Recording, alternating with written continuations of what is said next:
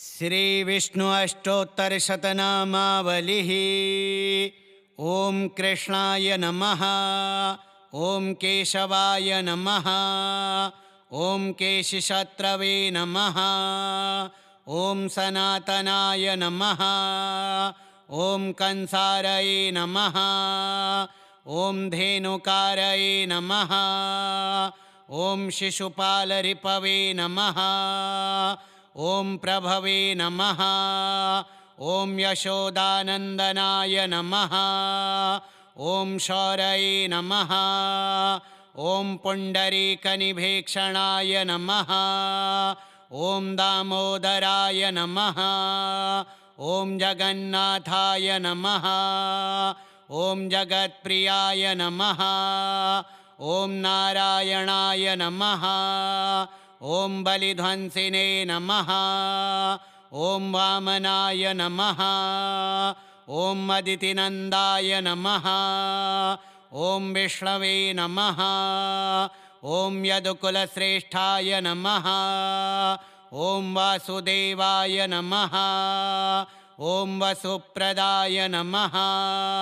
ओम अनंताय नमः। ओम कैटभारये नमः। ओम मल्लजिते नमः।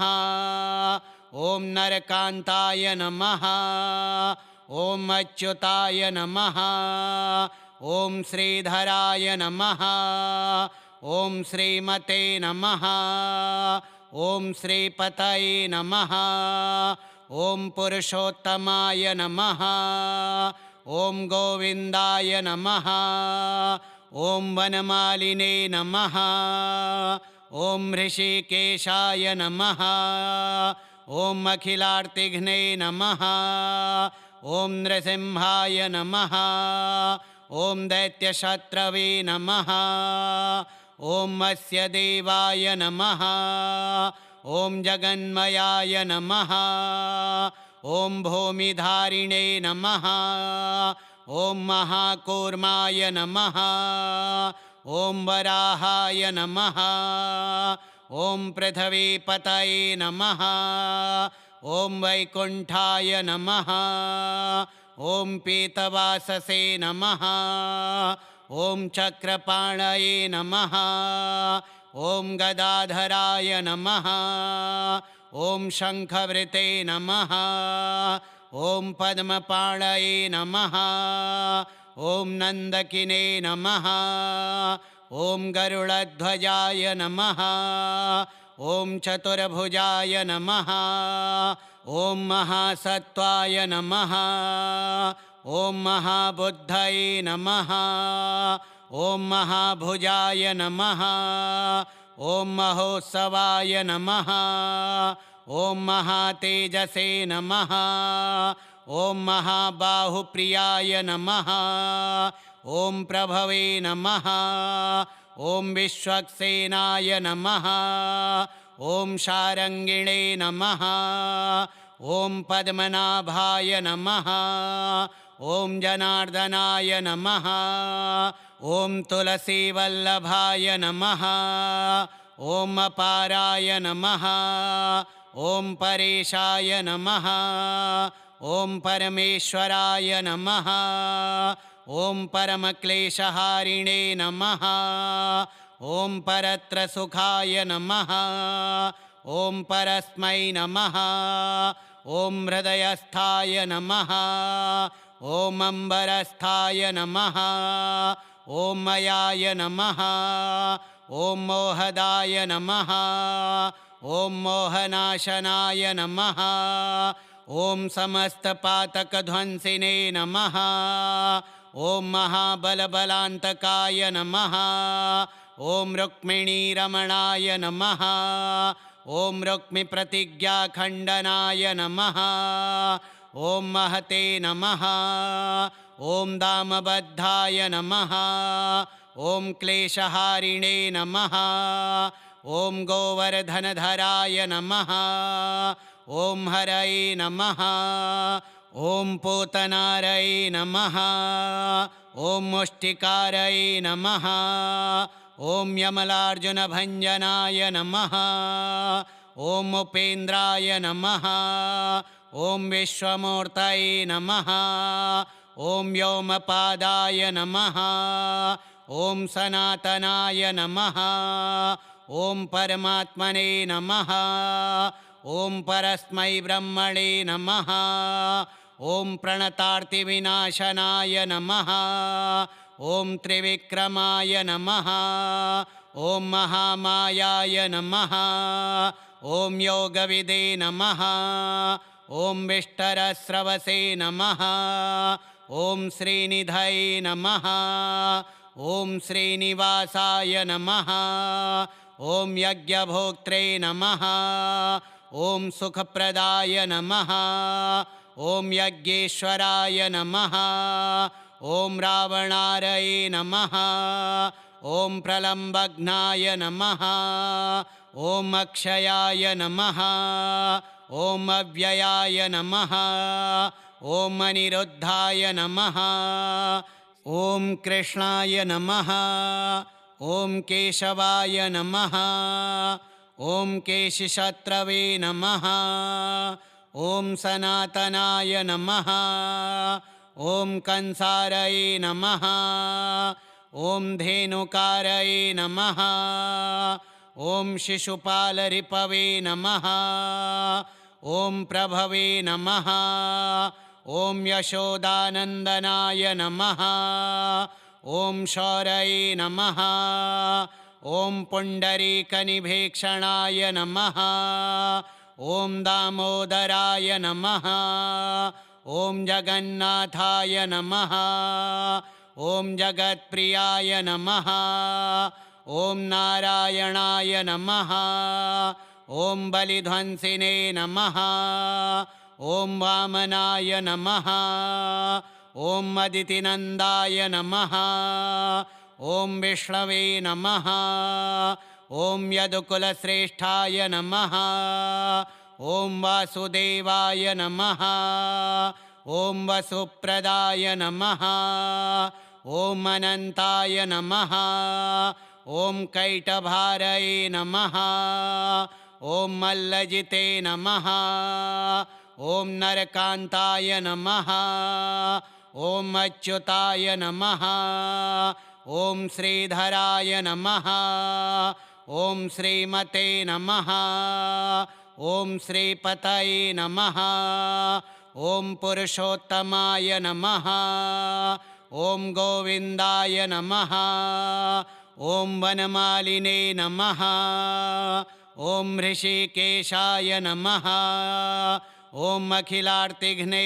नमः ॐ नृसिंहाय नमः ॐ दैत्यशत्रवे नमः ॐ अस्य देवाय नमः ॐ जगन्मयाय नमः ॐ भूमिधारिणे नमः ॐ महाकूर्माय नमः ॐ वराहाय नमः ॐ पृथिवीपतये नमः ॐ वैकुण्ठाय नमः ॐ पीतवाससे नमः ॐ चक्रपाणये नमः ॐ गदाधराय नमः ॐ शङ्खवृते नमः ॐ पद्मपाणये नमः ॐ नन्दकिने नमः ॐ गरुडध्वजाय नमः ॐ चतुर्भुजाय नमः ॐ महासत्त्वाय नमः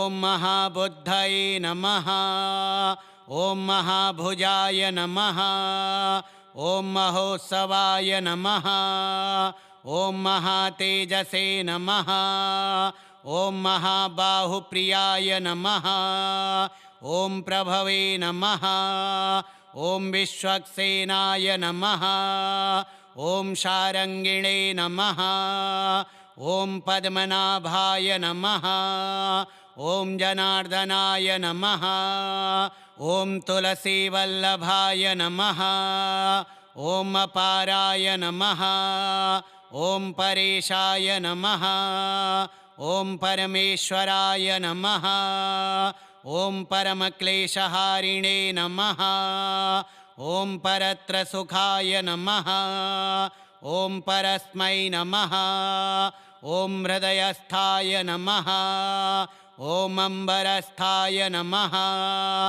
ॐ मयाय नमः ॐ मोहदाय नमः ॐ मोहनाशनाय नमः ॐ समस्तपातकध्वंसिने नमः ॐ महाबलबलान्तकाय नमः ॐ रुक्मिणीरमणाय नमः ॐ रुक्मिप्रतिज्ञाखण्डनाय नमः ॐ महते नमः ॐ दामबद्धाय नमः ॐ क्लेशहारिणे नमः ॐ गोवर्धनधराय नमः ॐ हरये नमः ॐ पूतनारये नमः ॐ मुष्टिकारये नमः ॐ यमलार्जुनभञ्जनाय नमः ॐ उपेन्द्राय नमः ॐ विश्वमूर्तये नमः ॐ व्योमपादाय नमः ॐ सनातनाय नमः ॐ परमात्मने नमः ॐ परस्मै ब्रह्मणे नमः ॐ प्रणतार्तिविनाशनाय नमः ॐ त्रिविक्रमाय नमः ॐ महामायाय नमः ॐ योगविदे नमः ॐ विष्टरस्रवसे नमः ॐ श्रीनिधये नमः ॐ श्रीनिवासाय नमः ॐ यज्ञभोक्त्रे नमः ॐ सुखप्रदाय नमः ॐ यज्ञेश्वराय नमः ॐ रावणारये नमः ॐ प्रलम्बघ्नाय नमः ॐ अक्षयाय नमः ॐ अव्ययाय नमः ॐ अनिरुद्धाय नमः ॐ कृष्णाय नमः ॐ केशवाय नमः ॐ केशिशत्रवे नमः ॐ सनातनाय नमः ॐ कंसारये नमः ॐ धेनुकारये नमः ॐ शिशुपालरिपवे नमः ॐ प्रभवे नमः ॐ यशोदानन्दनाय नमः ॐ शौरये नमः ॐ पुण्डरीकनिभीक्षणाय नमः ॐ दामोदराय नमः ॐ जगन्नाथाय नमः ॐ जगत्प्रियाय नमः ॐ नारायणाय नमः ॐ बलिध्वंसिने नमः ॐ वामनाय नमः ॐ अदितिनन्दाय नमः ॐ विष्णवे